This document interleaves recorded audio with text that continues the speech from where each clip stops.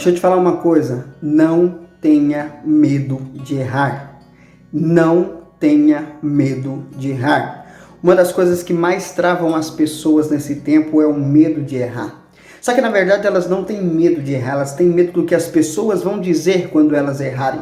Aprenda uma coisa, sucesso é a soma dos seus fracassos. Não tenha medo de errar, porque foi caindo que você aprendeu a andar.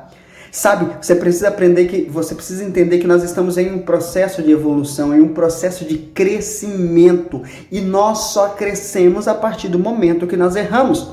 O problema é que quando você tem medo de errar, o problema é que quando você tem medo da opinião das pessoas, você não se posiciona.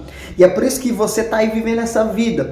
É angustiado, insatisfeito, mas nunca faz nada. Por quê? Porque você tem medo do que as pessoas vão dizer. Você tem medo das coisas não darem certo para você. Aprende uma coisa.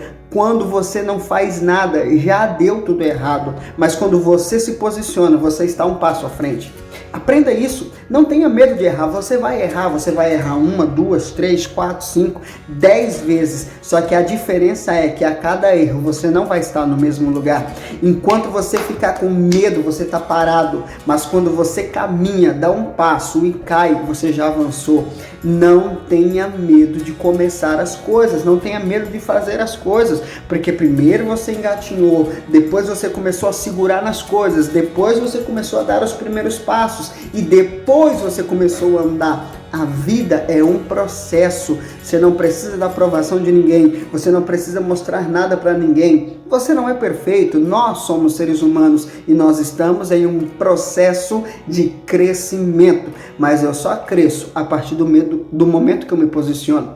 Então para com esse medo, para com essa necessidade de aprovação. Ninguém precisa te aprovar, você já é aprovado por Deus, você é imagem e semelhança do Criador e essa é a sua única aprovação que você precisa.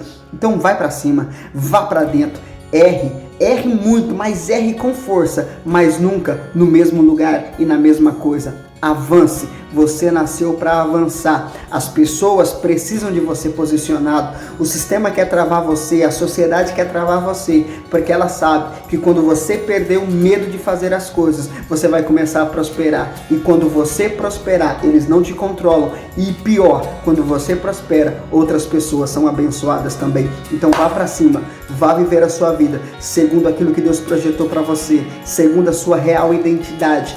Ative-se e não tenha medo de errar. Vá para cima!